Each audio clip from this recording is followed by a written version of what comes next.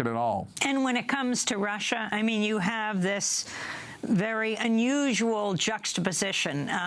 Talk about the Democrats' approach, Hillary Clinton's approach to Putin, and also Donald Trump. I mean, his recently departed, from the campaign at least, campaign manager, Paul Manafort, his close ties to Ukraine and to the Soviet ally, former President Yanukovych in Ukraine, who then fled to Russia, and whatever the not clear what his financial dealings were with them. But talk about Russia as it relates to U.S. foreign policy.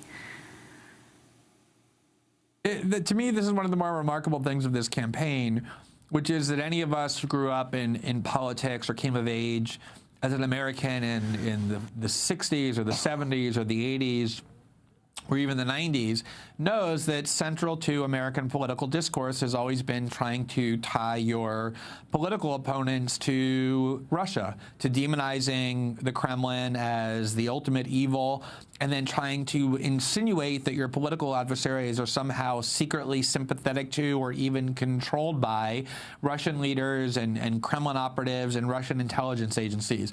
And this was not just the McCarthyism, which was sort of the peak of it, but even long after.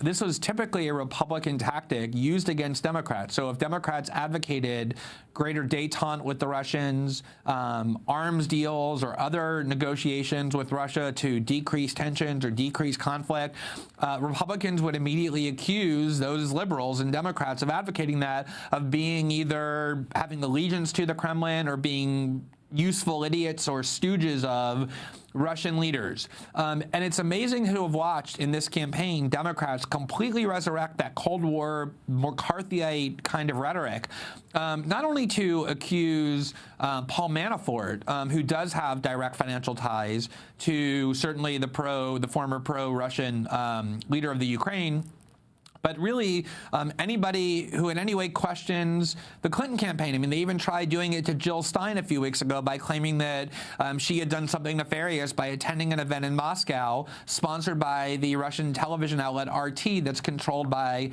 the Putin government. And so it's sort of this constant rhetorical tactic to try and insinuate that anyone opposing the Clintons are somehow Russian agents, when it's the Clintons who actually have a lot of ties to Russia as well. I mean, the Clinton Foundation and Bill Clinton helped Russian companies take over uranium industries in various parts of the world. He received lots of Russian money for speeches. The Clinton Foundation has relationships to them. President Obama refused to arm factions in the Ukraine that were trying to fight against this pro-Russian dictator, and continuously tries to partner with the Russians in Syria. So this rhetoric can cut both ways, and it's very problematic, I think, to try and depict anyone who questions NATO or who advocates détente with Russia of somehow being disloyal or useful idiots or stooges to Putin, given how dangerous that rhetoric traditionally has been in American political discourse. And Glenn, where WikiLeaks fits into this picture with Russia, and then also if you could talk about Ed Snowden. I mean, what I just talked about in terms of this tactic of trying to depict political adversaries as being agents of Russia, obviously from the beginning of the Snowden reporting that was used to try and demonize Edward Snowden by virtue of the fact that he ended up in Russia, where he sought and then obtained asylum. Even though he never intended to go to Russia, he was passing through Russia, and he ended up getting stuck there because the U.S. government revoked his passport on the plane from Hong Kong to Moscow.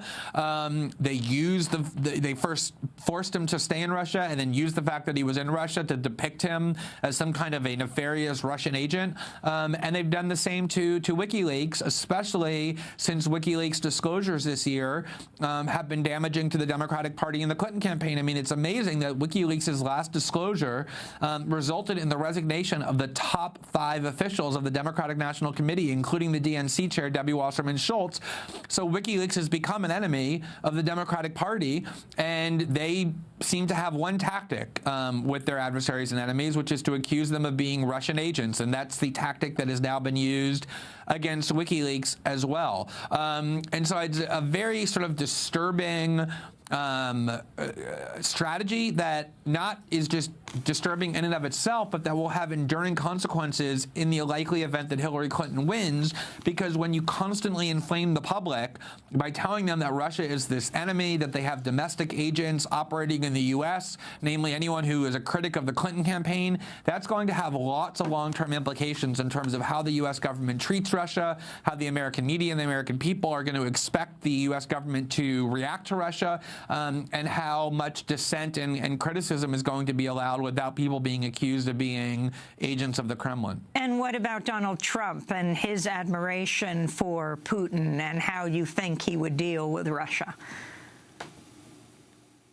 So again, I think that Donald Trump comes from this ideological tradition, to the extent that he has any cogent views at all, that says that the United States should get along with the world's dictators unless those dictators directly threaten the United States. And it's a little bit hard for me to take seriously complaints that Donald Trump wants to get too close to Putin, who's a dictator or an authoritarian, when the closest allies in the world of the United States government are themselves dictators and tyrants, beginning with the Saudi regime and going throughout that region and into lots of other regions as well.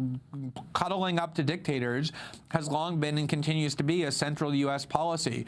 I do think that Trump's admiration of Putin is sort of personal, in that Trump personally admires what he regards as this sort of fascistic strength, this kind of assertion of will and this ability to command and rule that it does reflect very negatively, in fact, kind of alarmingly, on Trump's personality, the parts of his personality that result in admiration for Putin. So I think there are genuinely disturbing aspects of it. But the fact is that there's a lot of people who think that the United States should not be seeking out tension and conflict with Russia. And ironically, the person who has probably done the most to reduce tension between the U.S. and Russia is the person who currently occupies the White House, Barack Obama. And so I think it's important to leave space in American political debate to advocate for greater cooperation with Russia without having your loyalties or sympathies called into question.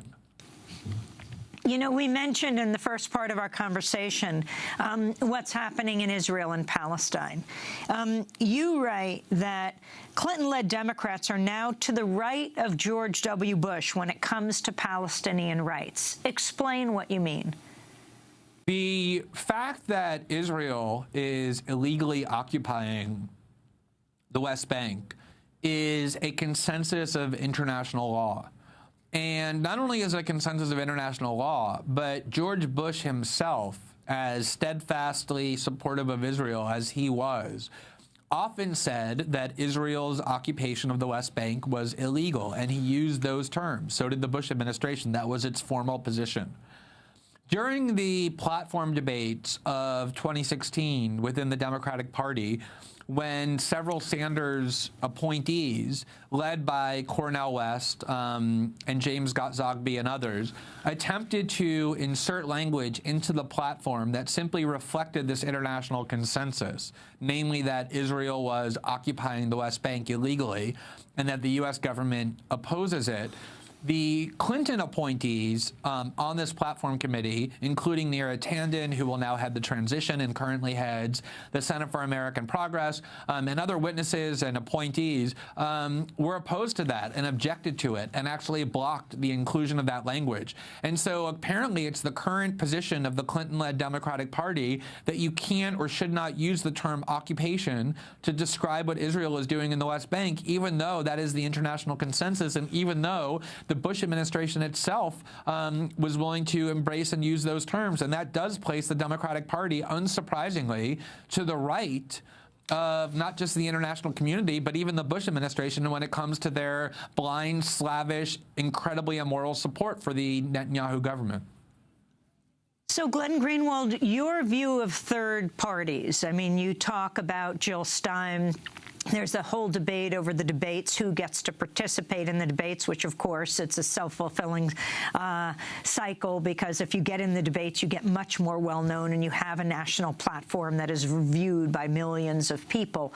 But what do you think about both Johnson, the former governor of New Mexico, and Dr. Stein, the Green Party candidate? Johnson, of course, libertarian, Gary Johnson. I think American political discourse would value greatly from the inclusion of both of them in the debate, which is exactly why neither the Democratic nor the Republican Party will allow it. The big scam of the Democrats and Republicans is that they agree overwhelmingly on most issues. It doesn't seem like that's the case, because that's the scam. The issues on which they agree, such as giving billions of dollars of taxpayer money to Israel each year, are simply ignored. So you don't realize the issues on which they have agreement, because those issues are ignored by television commentators and don't get debated. And then there are issues where they vehemently disagree, whether it be like abortion or LGBT issues or the rate of taxation or healthcare, that do get attention. And so it seems like they disagree on everything, because the only issues that get any attention are the ones where they vehemently disagree. Allowing third parties and fourth party candidates into the debate who would then call into question U.S. posture toward Israel or the drug war or the criminal justice system or a whole variety of other issues where both parties agree, including trade, would open up the range of issues that Americans start questioning and start thinking about and start challenging that they never think about now, because the two major parties agree. And I've watched here in Brazil, for example, where there's all kinds of parties, and 8 or 10 parties or 6 parties participate in the presidential election. So you have far left and far right and center parties where all views get aired. And you contrast that to the United States, where a tiny range of issues get debated because only 2 sides are heard. And that's exactly the way both parties want it. Pulitzer Prize-winning journalist Glenn Greenwald of The Intercept speaking to us from his home in Rio de Janeiro, Brazil. You can visit our website to watch the first part of our interview, when we talked about the impeachment trial of Brazilian President Dilma Rousseff, Bernie Sanders' opposition to the coup in Brazil, the Clinton Foundation, and the future of Rio after the Olympics. That does